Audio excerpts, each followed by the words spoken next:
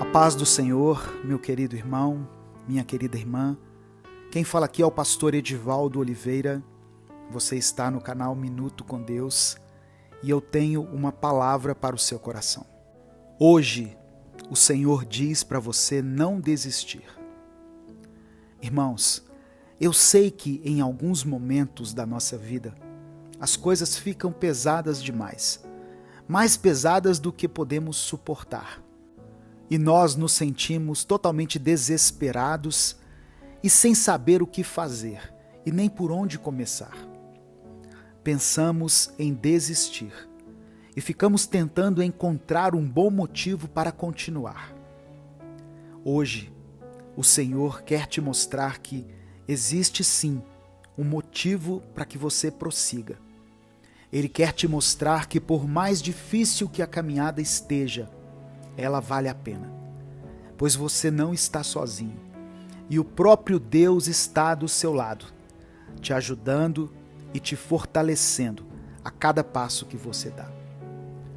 Erga a sua cabeça, pois mais uma vez o Senhor está te concedendo uma nova oportunidade. Então, aproveite essa oportunidade e dê um passo de fé. A palavra que eu quero compartilhar com você hoje está no livro de Gênesis 45, versículos 4 e 5. Está escrito assim: Cheguem mais perto, disse José a seus irmãos. Quando eles se aproximaram, disse-lhes: Eu sou José, seu irmão, aquele que vocês venderam ao Egito. Agora, não se aflijam nem se recriminem por terem me vendido para cá, pois foi para salvar vidas que Deus me enviou adiante de vocês. A vida de José não foi fácil, pois ela foi marcada por traições, dificuldades e provações. Ele sempre teve sonhos e compartilhava esses sonhos com seu pai e seus irmãos. E isso era motivo de muitos ciúmes na casa deles. Um dia, movidos por muita inveja, os irmãos de José o jogaram em um buraco e em seguida o venderam como escravo. Ele foi levado para o Egito, onde trabalhou na casa de um oficial de Faraó, chamado Potifar, e lá ele começou a prosperar e a crescer. Porém, a mulher de Potifar tentou seduzir José, e ao perceber que ele não cederia a ela, pois ele era um homem íntegro e temente a Deus, ela disse a seu marido que José estava tentando seduzi-la, o que fez com que Potifar mandasse José para a cadeia. Dentro da prisão, José começou a interpretar os sonhos dos outros detentos, o que fez com que ele ganhasse destaque e fez com que ele chegasse até Faraó, pois o mesmo teve um sonho e queria que ele fosse interpretado por alguém. José contou a Faraó o que iria acontecer, o que Deus estava revelando através daquele sonho, e por meio da sabedoria que José teve, concedida por Deus, ele também deu a Faraó um plano para evitar o desastre que viria sobre o Egito. Por causa disso, Faraó colocou José numa posição muito alta, abaixo somente do próprio Faraó. E então, aquele homem que havia sido traído pelos seus próprios irmãos e passado por todo tipo de dificuldade, teve o seu momento de redenção e viu todos os planos de Deus se cumprirem na vida dele. Essa passagem que eu li mostra o momento em que José se reencontra com seus irmãos. Eles ficaram com medo de José os punir, porque eles haviam cometido atrocidades com José, e agora ele estava numa posição muito mais alta, e ele tinha poder para punir os irmãos. Mas José enxergou tudo aquilo que aconteceu com ele, até mesmo a traição feita pelos irmãos, como parte de um plano maior do Senhor. e por isso ele perdoou os irmãos e ainda os ajudou. Presta atenção, José teve muitos motivos para desistir de tudo. E eu não duvido que, em alguns momentos, isso possa até ter passado pela mente dele. Mas ele se manteve de pé. Ele respirou fundo e continuou sendo fiel a Deus. Pois lá no fundo ele sabia que o Senhor não havia o abandonado e que os planos de Deus se cumpririam na vida dele. Quantos de nós pensamos em desistir por muito menos? Às vezes nós discutimos com alguém da nossa família e já enchemos a nossa cabeça com pensamentos destrutivos, pensando que nós nunca vamos conseguir viver os planos de Deus para a nossa vida, pois não conseguimos evitar sequer uma simples discussão. Imagine se José pensasse dessa forma. Onde ele teria chegado se apenas pensasse em desistir o tempo todo, ou se ele ficasse pensando somente na vingança que ele teria quando se encontrasse com seus irmãos? Mas ele não desistiu. Mesmo com todas as dificuldades, ele decidiu prosseguir. Você quer um motivo para você continuar? Seja como José. Ele tinha muitos motivos para pensar em desistir. Mas existia um único motivo que não permitia que ele fizesse isso. E esse motivo, na verdade, era alguém. Era Deus. A fidelidade de José, que mesmo em meio à dor, às dúvidas, mesmo em meio ao medo e à humilhação, continuou caminhando com o Senhor e continuou crendo que Deus tinha algo preparado para a vida dele, é algo que nós podemos usar como combustível e inspiração para a nossa caminhada. Que o meu e o seu motivo seja apenas um, irmãos. Que o nosso motivo para continuar tentando, continuar prosseguindo, seja o nosso Senhor Jesus Cristo. O maior motivo que temos para continuar é que um dia nós fomos libertos da morte eterna e do pecado, pelo amor de Jesus por nós, que foi capaz de se entregar numa cruz para nos salvar. Não desista, pois Deus não desistiu de você. Continue, prossiga, pois vai valer a pena. Eu quero orar por você.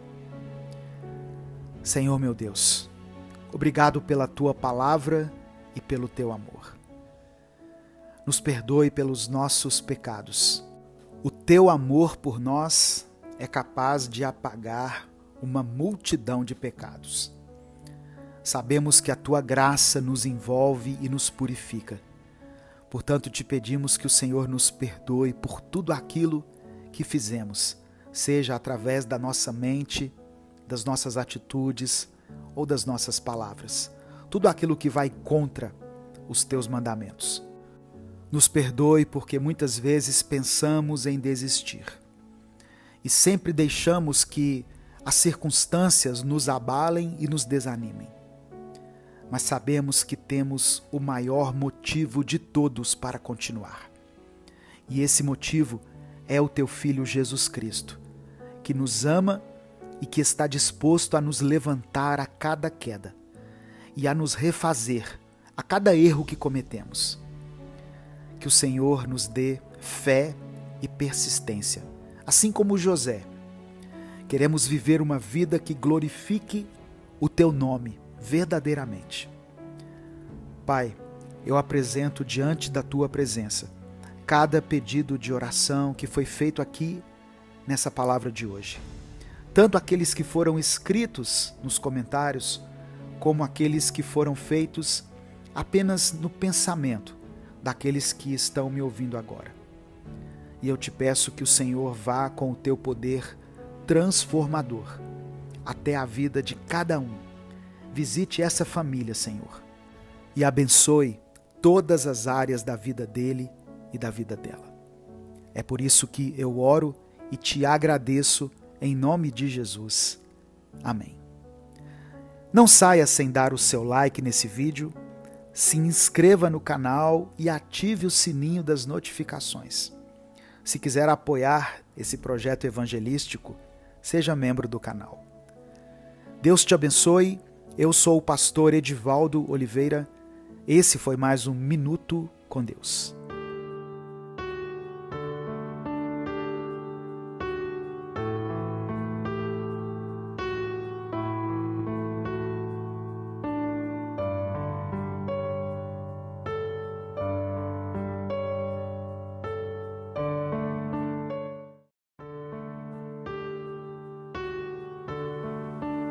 A paz do Senhor, meu querido irmão, minha querida irmã. Quem fala aqui é o pastor Edivaldo Oliveira e eu tenho uma palavra para o seu coração. Você está no canal Minuto com Deus e aqui nós postamos reflexões bíblicas e orações todos os dias. Por isso eu peço que você se inscreva no canal, ative as notificações e dê o seu like nesse vídeo, para que você receba todos os dias o nosso conteúdo. Se além dessas ações você quiser apoiar esse projeto evangelístico, seja membro do canal. É sempre importante lembrar que nós colhemos o que plantamos. Não tem como plantar maçãs e colher laranjas. A colheita é justa e inevitável. Infelizmente, muitas vezes nos concentramos em nossos erros e pecados e nos esquecemos dos bons frutos que plantamos. Nós não devemos esperar recompensas por nossas ações, mas também não podemos menosprezá-las. Deus é justo e Ele recompensará aqueles que seguem os seus mandamentos e que praticam o bem. A palavra do Senhor nos ensina que, se nós obedecermos aos decretos e mandamentos de Deus, Ele enviará chuva na estação certa e as nossas colheitas serão prósperas. Isso significa que, quando praticamos a solidariedade, a paz, a justiça e o amor, Deus irá também multiplicar esses frutos. Em Levítico, capítulo 26, versículos 3 e 4, está escrito: Se vocês seguirem os meus decretos e obedecerem aos meus mandamentos e os colocarem em prática, eu lhes mandarei chuva na estação certa, e a terra dará a sua colheita, e as árvores do campo darão o seu fruto. Portanto, não devemos esquecer das boas obras que realizamos, como criar nossos filhos com amor e dedicação, ajudar os necessitados, orar pelo próximo, dedicar o nosso tempo à obra de Cristo. O tempo da nossa colheita vai chegar, e se nós não desanimarmos, nós vamos colher frutos excelentes. Deus não é um Deus vingativo que espera ansiosamente para nos punir pelos nossos erros, mas sim um Deus justo que se alegra com nossas boas sementes. Ele nos encoraja a não nos cansarmos de fazer o bem, porque vamos colher no tempo certo. Portanto, meu querido irmão, minha querida irmã, que nós possamos hoje reconhecer os nossos valores e não deixarmos de focar na boa colheita. A maioria das pessoas, quando vem abordar esse assunto de lei da semeadura, foca somente nas coisas ruins, nas coisas más que plantamos. Mas o Espírito Santo hoje quer nos lembrar que haverá uma recompensa por termos servido a Deus, por todo o nosso trabalho e dedicação. Uma vez, Pedro disse para Jesus: nós deixamos tudo para te seguir. Esse diálogo está no Evangelho de Marcos, no capítulo 10. Nos versículos 29 e 30 está escrito: respondeu Jesus: digo-lhes a verdade, ninguém que tenha deixado casa, irmãos e irmãs, mãe, pai, filhos ou campos, por causa de mim e do Evangelho, deixará de receber 100 vezes mais, já no tempo presente, casas, irmãos, irmãs, mães, filhos e campos, e com eles perseguição, e na era futura a vida eterna. Que o Senhor hoje possa encorajar o seu coração, fortalecer o seu espírito e dar a você otimismo, entusiasmo e esperança. A palavra do Senhor nos diz em Salmos 126, versículos 5 e 6, aqueles que semeiam com lágrimas, com cantos de alegria colherão. Aquele que sai chorando enquanto lança a semente, voltará com cantos de alegria, trazendo os seus feixes. Eu quero orar por você. Senhor, meu Deus e Pai, queremos te agradecer por mais esse dia que o Senhor nos concede. Te louvamos pela tua bondade e pela oportunidade que o Senhor nos dá de colher os frutos do nosso trabalho. Sabemos que tudo aquilo que plantamos, seja bom ou ruim, iremos colher mais cedo ou mais tarde. Por isso te pedimos que o Senhor nos dê sabedoria e discernimento para semear sempre o bem e cuidar da nossa plantação.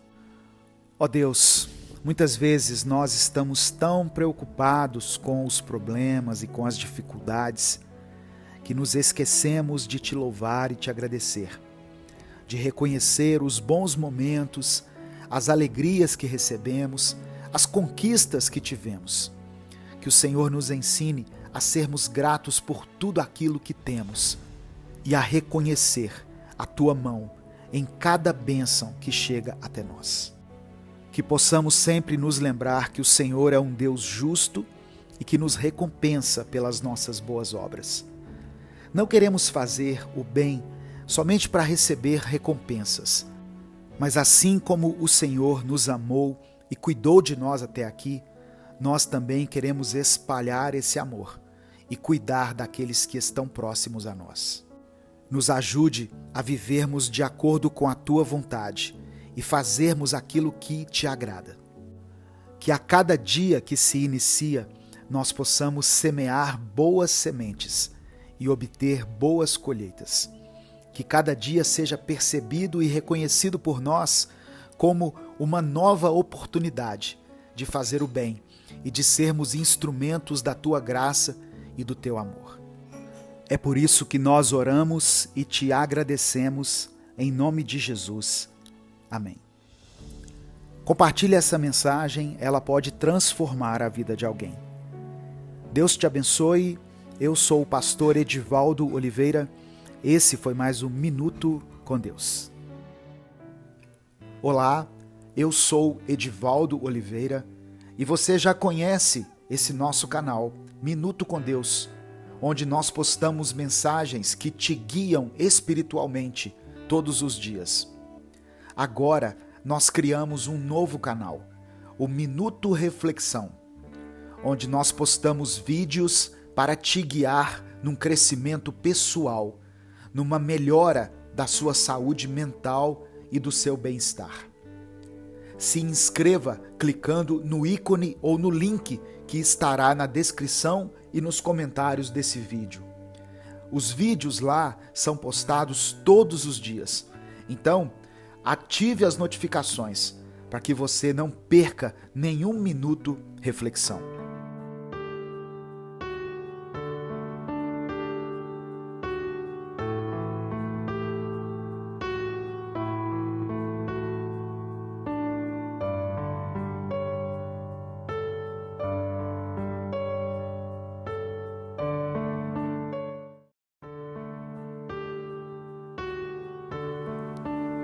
Não devemos concordar ou sermos coniventes com o pecado. E quando for um pecado cometido por alguém que seja próximo a nós, alguém com quem tenhamos algum grau de comunhão, é nosso dever como cristãos alertar essa pessoa em relação à sua falta e às consequências que ela poderá experimentar, pois o pecado nos afasta de Deus, atrai maldição para a nossa vida e pode nos esfriar espiritualmente, se tornando uma barreira entre nós e o Espírito Santo. Porém, a maneira como nós abordamos alguém que está em pecado pode fazer toda a diferença na vida dessa pessoa. A paz do Senhor, meu querido irmão, minha querida irmã. Quem fala aqui é o pastor Edivaldo Oliveira. Você está no canal Minuto com Deus e eu tenho uma palavra de Deus para o seu coração. Todos os dias eu posto reflexões bíblicas e orações aqui no meu canal. Portanto, se você está chegando hoje, seja bem-vindo, seja bem-vinda. Faça parte dessa grande comunidade de fé que tem buscado se alimentar da palavra de Deus, que tem buscado a presença do Espírito Santo através do conhecimento e da revelação da palavra. Eu peço que você nos ajude a fazer com que essa mensagem alcance mais vidas. Para isso, basta que você deixe o seu like aqui no vídeo, se inscreva no canal e ative o sininho das notificações. E se você é grato às mensagens Minuto com Deus, a melhor maneira de você expressar essa gratidão é se tornando membro do canal. Assim você estará apoiando diretamente esse projeto. Gálatas capítulo 6, versículo 1, está escrito: Irmãos, se alguém for surpreendido em algum pecado, vocês que são espirituais deverão restaurá-lo com mansidão. Cuide-se, porém, cada um, para que também não seja tentado. Paulo usa as seguintes palavras nesse texto que foi lido: vocês que são espirituais. Ou seja, ele está falando para pessoas que têm discernimento espiritual, pessoas que têm um grau de intimidade com Deus suficiente para saber quando alguém está cego e dominado pelas paixões do mundo, ou quando alguém está sendo usado por Satanás. Quem é espiritual não fala por si mesmo, mas suas palavras são direcionadas pelo Espírito Santo. Por isso são carregadas de sabedoria, e sua advertência vai produzir vida. Ela vai gerar arrependimento naquele que está em pecado. Quem é espiritual sabe que todos nós estamos sujeitos ao pecado e que não devemos nos orgulhar da nossa santidade. Se já fomos libertos em uma área na qual o nosso irmão ainda está lutando para se libertar, isso não nos coloca em posição superior a ninguém. Apenas revela que a graça de Deus em nós foi derramada de forma abundante. Não temos como comparar a nossa luta contra as tentações com a luta de outras pessoas. Cada um é tentado de uma forma. Quando o Espírito Santo quiser usar a sua vida para repreender alguém, a intenção da sua repreensão deve ser a restauração daquele que está afastado dos caminhos do Senhor, e não expor suas fraquezas ou diminuí-lo diante das pessoas. Jesus não faria isso. Ele não julgaria e nem condenaria de forma instantânea, como a maioria de nós faz. Talvez ele dissesse: aquele que não tiver pecado, que atire a primeira pedra. Paulo diz que a repreensão deve ser feita com mansidão. Isso significa que ela é pacífica, sem acusações. Quem usa o tom de acusação é o diabo. Ela deve ser sincera, mas sem arrogância ou soberba. E depois que repreender, você não precisa sair comentando com ninguém. É muito comum vermos irmãos falando mal uns dos outros. E alguns até dizem assim: eu vou comentar com você para a gente poder orar por ele ou por ela, viu? Tenha misericórdia. Empatia talvez seja a atitude ideal que devemos ter antes de apontar o dedo para alguém. Tente se colocar no lugar da pessoa. Procure compreender por que ela agiu daquela maneira. E lembre-se sempre de que qualquer um de nós pode cair. Para isso, basta que estejamos de pé. eu quero orar por você. Senhor, meu Deus e Pai, te agradecemos pela tua palavra e pelo teu amor. Pedimos perdão pelos nossos pecados, Deus, e por todas as vezes que agimos de forma insensata e cruel, quando tivemos a pretensão de apontar os pecados de outras pessoas, como se nós mesmos fôssemos irrepreensíveis na nossa conduta. Que sejamos instrumentos de cura e de libertação em tuas mãos. Sabemos que as nossas palavras podem gerar vida ou morte. Portanto, nos encha de sabedoria, de compaixão e discernimento e nos use conforme a tua vontade para restaurar vidas que certamente são preciosas para o Senhor.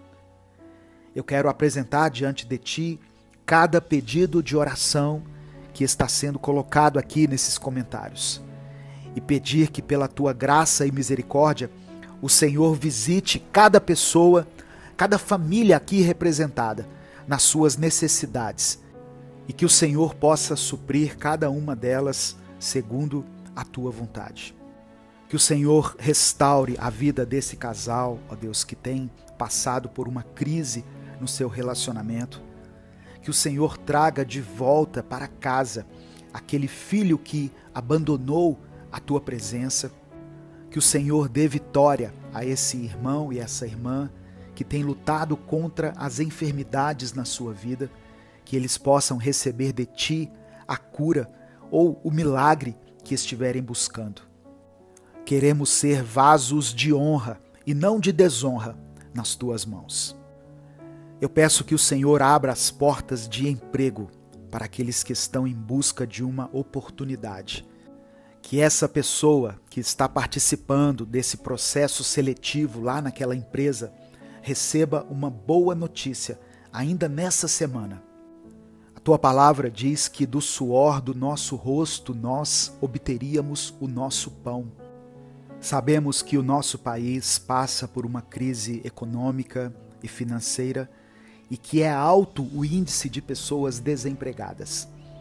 Mas também sabemos que tu és um Deus poderoso, que não está sujeito às circunstâncias para poder agir em nosso favor. Por isso, abençoe, Senhor, esse irmão e essa irmã que buscam por uma recolocação no mercado de trabalho.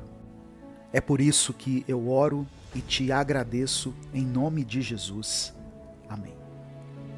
Compartilhe essa mensagem, ela pode mudar a vida de alguém.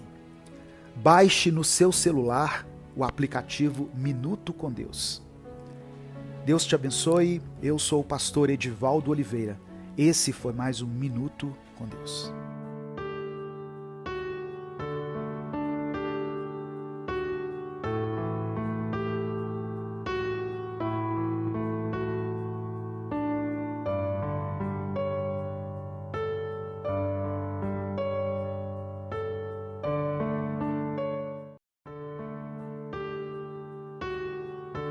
A paz do Senhor, meu querido irmão, minha querida irmã. Quem fala aqui é o pastor Edivaldo Oliveira e eu tenho uma palavra de Deus para o seu coração. Que o Espírito Santo possa ministrar de uma forma profunda através dessa mensagem e que o seu coração, a partir de agora, esteja quebrantado e disposto a ouvir tudo aquilo que Deus tem para falar contigo. Tem pessoas que precisam de determinadas limitações impostas pelos outros. Como assim, pastor? A igreja é um bom exemplo disso. Tem gente que precisa estar na igreja para conter os seus próprios impulsos. Drogas, álcool, adultério, mentiras. Quando essas pessoas estão na igreja, elas se sentem na obrigação de prestar contas a alguém. E isso não é sinal de fraqueza. Na verdade, é bom que você reconheça as suas vulnerabilidades e encontre caminhos que te façam forte diante delas. Mas eu quero falar com vocês hoje sobre algo que você pode usar para conter os danos na sua vida, enfrentar os pecados, combater de frente as coisas ruins e fugir de todas as armadilhas do inimigo. A chave para isso se chama autocontrole ou domínio próprio. O autocontrole é mais eficaz do que os controles externos, porque ele está 24 horas conosco. É literalmente o nosso eu colocando limites sobre nós mesmos. Precisamos ter muita maturidade para colocar isso em prática. Mas saiba que ter autocontrole é o ideal para qualquer pessoa cristã.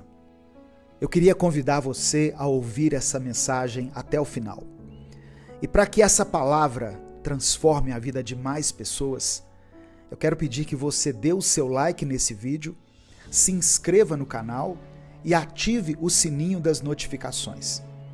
E se além dessas ações você quiser apoiar o Ministério Minuto com Deus, se torne membro do canal. Escreva aqui nos comentários essa frase que eu vou sugerir. Escreva assim: o Espírito de Deus está comigo. Escreva isso pela fé. O Espírito de Deus está comigo. E em seguida você pode colocar o seu pedido de oração. O apóstolo Paulo escreveu aos Gálatas, no capítulo 5, versículos 22 e 23, o seguinte: mas o fruto do Espírito é amor, alegria, paz, paciência, amabilidade, bondade, fidelidade, mansidão e domínio próprio. O autocontrole, dito aqui como domínio próprio, é fruto do Espírito Santo de Deus. Quando temos controle sobre nossos corpos pecadores, nós temos controle sobre aquilo que podemos ou não fazer, aquilo que devemos ou não devemos fazer. Quem se autocontrola, se educa, se consolida e fortalece um fruto do Espírito Santo dentro de si, capaz de revolucionar uma vida. Salomão escreveu em Provérbios 16, versículo 32, que aquele que domina o seu espírito é melhor do que o que conquista uma cidade. Nós somos de carne e osso, pecadores, inconstantes, imperfeitos. Por isso que muitas vezes o inimigo encontra brechas na nossa vida e nos tenta a ponto de nos fazer cair em pecado. O que o diabo não espera é que uma pessoa que um dia foi um beberrão, por exemplo, consiga passar em frente a um bar e não pedir uma cerveja. O que o inimigo não espera é que você, que um dia foi adúltero, consiga não somente parar de trair o seu cônjuge, mas ainda trazer para Cristo outras pessoas que lidam com o mesmo problema. É difícil ter autocontrole, porque exige de nós dedicação, força e muita renúncia.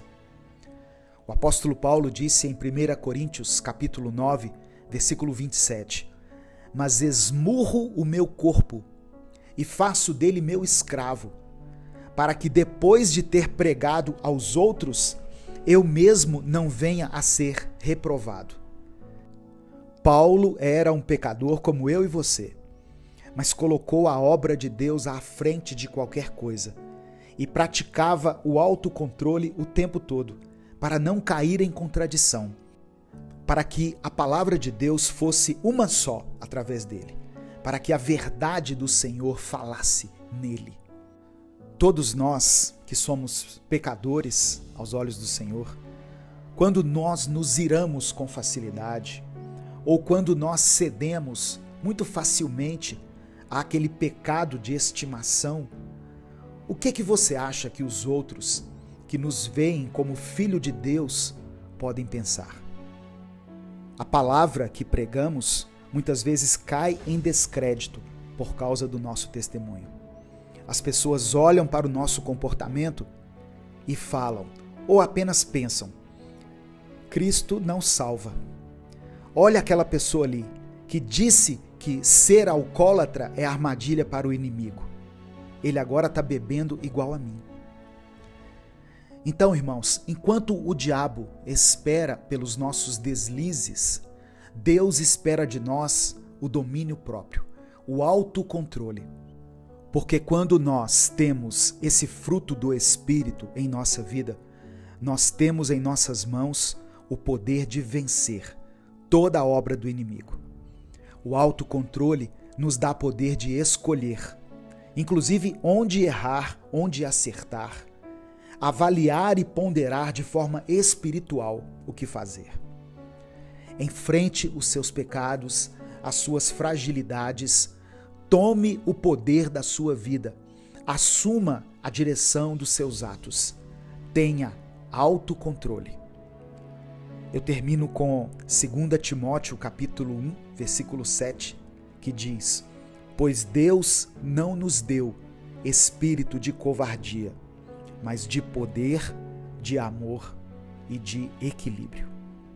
Eu quero orar por você. Senhor meu Deus, eu quero nesse momento te agradecer pela tua palavra, pelo teu amor, pelo teu cuidado conosco. Obrigado porque o Senhor tem nos fortalecido, tem nos ensinado, tem nos concedido a tua graça todos os dias. E hoje, ó Deus, eu quero te agradecer porque o Senhor nos concedeu, através do teu Espírito Santo, o domínio próprio, que nos permite controlar as nossas emoções, os nossos pensamentos e as nossas ações. Reconhecemos que muitas vezes falhamos no exercício do autocontrole e cedemos às tentações e aos impulsos do nosso coração.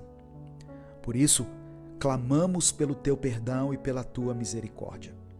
Nos ajude a nos tornarmos pessoas mais disciplinadas, mais controladas, mais comprometidas. Dá-nos, ó Pai, a sabedoria para discernir entre o bem e o mal, e a força necessária para resistir às tentações que surgirem em nosso caminho. Que o teu Espírito Santo trabalhe em nós, que ele nos molde à tua imagem e nos capacite a viver de acordo com a tua vontade. Ajuda-nos, Senhor, a ser mais pacientes em meio às dificuldades, mais manso em meio às adversidades e fiel em meio às tentações. Que possamos ser um exemplo vivo do teu amor e da tua graça, testemunhando todos os dias a tua bondade e a tua fidelidade. É por isso que eu oro e te agradeço em nome de Jesus. Amém. Receba essa palavra, meu irmão, minha irmã. Essa palavra pode transformar a sua vida e ela pode transformar a vida das pessoas. Deus te abençoe. Eu sou o pastor Edivaldo Oliveira. Esse foi mais um Minuto com Deus.